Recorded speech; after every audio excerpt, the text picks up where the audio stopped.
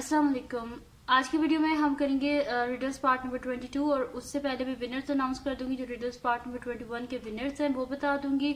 और एक और बात, इस वीडियो के एंड पे मैं क्वेश्चन सॉल्व कर दूंगी जो इशल काफी देर से मुझसे पूछ रही थी कल से, तो मैंने कहा फिर आज मैं सॉल्व कर देती हूँ इसी वीडियो के एंड में।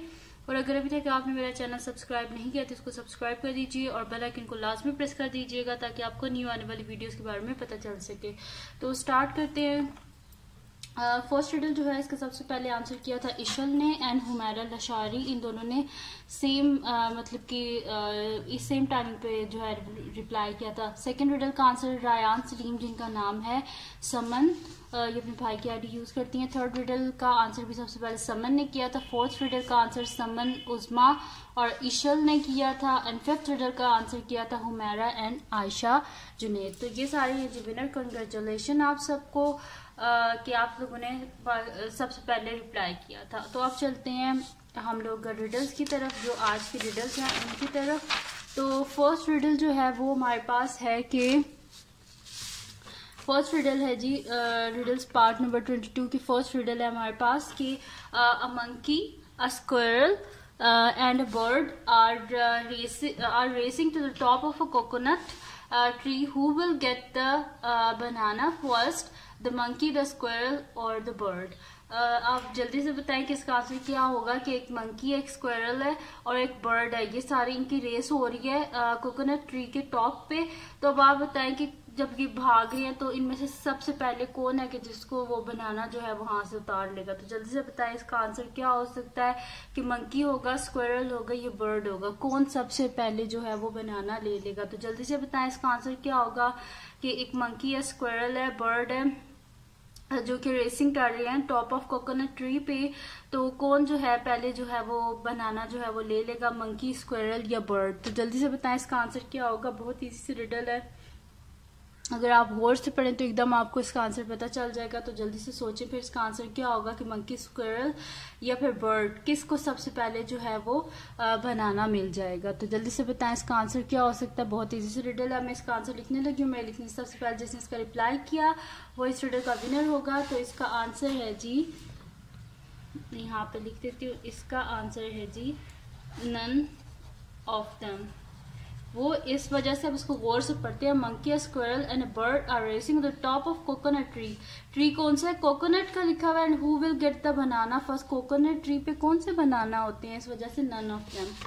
सेकेंड रिडल जो है वो हमारे पास है कि why are teddy bears never hungry. Teddy bear जो होते हैं वो कभी भी हंग्री क्यों नहीं होते। तो जल्दी से बताएं इसका आंसर क्या हो सकता है। आपके ख्याल से इसका आंसर क्या हो सकता है। Why are teddy bears never hungry, क्यों कभी भी टेडी बियर्स हंग्री नहीं होते। तो जल्दी से बताएं क्यों नहीं उनको भूख लगती। तो इसका आंसर क्या हो सकता है। Why are teddy bears never hungry, teddy bears क्यों नहीं टेडी बियर्स को भूख लगती। तो जल्दी से बताएं इसका आंसर क्या हो सकता है। Why are teddy bears never hungry, teddy bears क्यों नहीं टेडी बियर्स को भूख लगती। तो जल्दी से बताएं इसका आंसर क्या हो सकता है। बहुत इजी से रिडल है, तो फिर जल्दी से आप लोग सोचें कि इसका आंसर क्या होगा। Why are teddy bears never hungry, teddy bears क्यों कभी भी हंग्री नहीं होती, यानी कि उनको कभी भी भूख नहीं लगती। तो जल्दी से बताएं कि इसका आंसर क्या हो सकता है। Why are teddy bears never hungry, teddy bears क्यों कभी उनको भूख नहीं लगती। तो मैं इसका आंसर लिखने लगी हूँ। मेरे लिखने सबसे पहले जिसने इसका रिप्लाई किया वही इस रिडल का विनर होगा लाइव चैट में। तो इसका आंसर है जी because they are always stuff. वो हमेशा जो है उनके अपने स्टफिंग हुई हुई होती है कॉटन और डिफरेंट चीज़ों से। तो वो ऑलवेज मतलब कि वो भरे हुए ही होते हैं, तो उससे उन्हें कैसे भूख लग सकती है। अच्छा, थर्ड रिडल जो है वो हमारे पास है कि what bank never has any money. कौन सा ऐसा बैंक है जिसके बीच में पैसे नहीं होते। तो जल्दी से बताएं इसका आंसर क्या होगा। What bank never has any money, वो कौन सा ऐसा बैंक है जिसके बीच में पैसे नहीं होते। तो जल्दी से बताएं ऐसा कौन सा बैंक है जिसके बीच में पैसे नहीं होते। What bank never has any money, वो कौन सा ऐसा बैंक है जिसके बीच में कोई पैसे नहीं होते। What bank never has any money, कौन सा ऐसा बैंक है जिसके बीच में पैसे नहीं होते। तो जल्दी से बताएं इसका आंसर क्या होगा। What bank never has money, वो कौन सा ऐसा बैंक है जिसके बीच में कोई पैसे नहीं होते। तो जल्दी से बताएं इसका आंसर क्या होगा। What bank never has any money, कौन सा ऐसा बैंक है जिसके बीच में कोई पैसे नहीं होते? तो जल्दी से बताएं इसका आंसर क्या हो सकता है। बहुत इजी सी रिडल है कि कौन सा ऐसा बैंक है जिसके बीच में पैसे नहीं होते। तो जल्दी से आप लोग सोचें, अपना दिमाग इस्तेमाल करें और फिर बताएं कि इसका आंसर क्या होगा कि कौन सा ऐसा बैंक है जिसके बीच में पैसे नहीं होते। What bank never has any money? कौन सा ऐसा बैंक है जिसके बीच में पैसे नहीं होते? तो जल्दी से सोचें कि इसका आंसर क्या हो सकता है। What bank never has any money? कौन सा ऐसा बैंक है जिसके बीच में पैसे नहीं होते? मैं इसका आंसर लिखने लगी हूँ। मेरे लिखने सबसे पहले जिसने लाइव चैट में इसका रिप्लाई किया वो इस रिडल का विनर होगा। तो मैं इसका आंसर लिखने लगी हूँ। इसका आंसर है जी, इसका आंसर है जी रिवर बैंक। जो दरिया का किनारा होता है उसका, दरिया के किनारा जो होता है उसे रिवर बैंक बोलते हैं। तो उसके बीच में कौन से पैसे होते हैं, इस वजह से इसका आंसर था जी रिवर बैंक। और अब चलते हैं हम नेक्स्ट रिडल की तरफ जो इस वीडियो की है जी फोर्थ रिडल। तो देखते हैं कि फिर फोर्थ रिडल क्या है हमारे पास। तो फोर्थ रिडल है जी, what do you call a man who does not have all the fingers on one hand? मतलब कि हम क्या बोलेंगे ऐसे बंदे को जिसके सारे फिंगर्स जो हैं वो हाथ पे नहीं होंगी, तो उसको क्या बोलेंगे हम लोग? What do you call a man who does not have all his fingers on one hand? मतलब कि हम उस बंदे को क्या बोलेंगे जिसकी सारी उंगलियां जो है वो एक हाथ में नहीं है, तो हम उसे क्या बोलेंगे?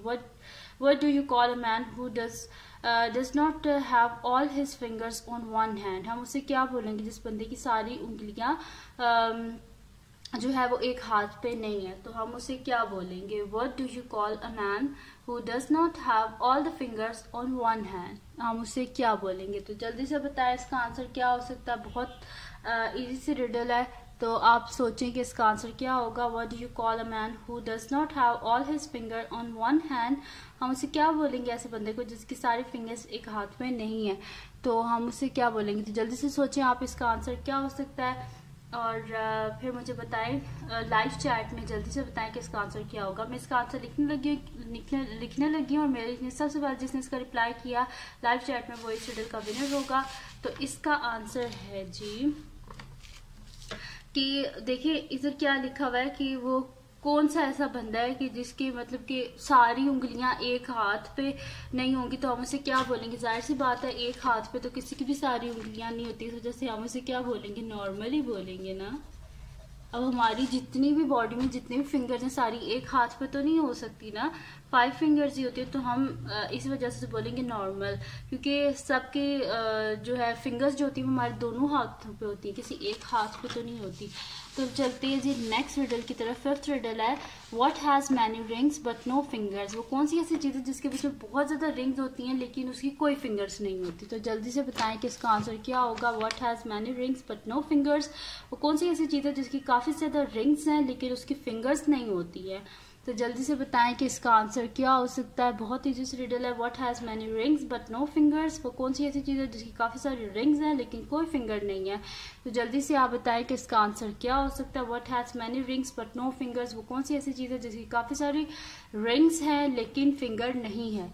तो जल्दी से आप बताएं कि फिर इसका आंसर क्या हो सकता है। अपना दिमाग इस्तेमाल करें, बहुत कॉमन सी चीज़ है, अगर आप लोग इस्तेमाल करेंगे दिमाग तो आपको एकदम पता चल जाएगा कि what has many rings but no fingers? वो कौन सी ऐसी चीज़ है जिसकी काफ़ी सारी रिंग्स हैं लेकिन फिंगर्स नहीं है? तो जल्दी से सोचें कि इसका आंसर क्या हो सकता है। मैं इसका आंसर लिखने लगी हूँ। मैं लिखने सबसे पहले जिस इसका रिप्लाई किया वो इस रिडल का विनर होगा। तो इसका आंसर है जी, इसका आंसर मैं लिखने लगी हूँ टेलीफोन। जो टेलीफोन होता है उसके बीच में कितनी ज़्यादा रिंग्स होती है, डिफरेंट रिंग्स होती हैं, रिंग ट्यून्स होती हैं, लेकिन जो है उसी कोई फिंगर्स तो नहीं होती। तो ये थी जी आज की 5 रिडल्स।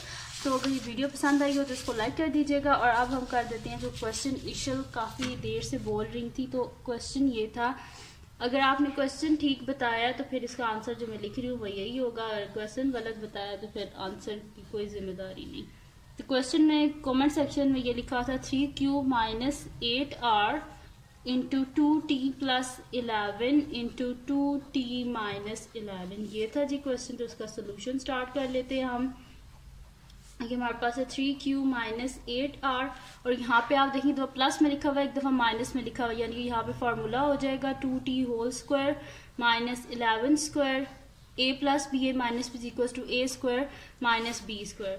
तो ये हो जाएगा हमारे पास 3Q माइनस 8R इंटू ये हमारे पास हो जाएगा जी 2 का यहाँ पे 2 स्क्वायर 4T स्क्वायर माइनस 11 का स्क्वायर 121। तो इनको हम मल्टीप्लाई कर लेते हैं 3Q into 4T square minus 121 minus 8R into 4T square minus 121। 3 4 ज़ा 12 QT square plus minus minus 3 1 ज़ा 3 3 2 ज़ा 6 3 1 ज़ा 3 Q माइनस 8 4 ज़ा 32 RT स्क्वायर। देन हमारे पास आ जाएगा माइनस माइनस प्लस यहाँ पे हमारे पास आ जाएगा 8 1 ज़ा 8 8 2 ज़ा 16 1 कैरी 8 1 ज़ा 8 1 9 968 R।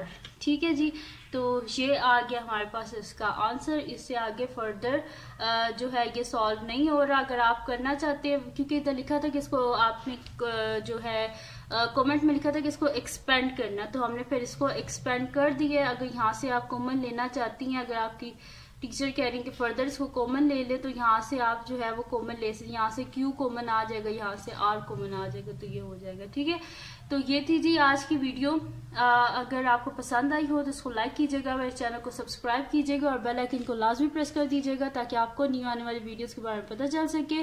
और अपने फ्रेंड्स के साथ भी इस वीडियो को शेयर कीजिएगा, उनको बोलेगा सब्सक्राइब कर दे और दुआओं में याद रखिएगा। अल्लाह हाफिज।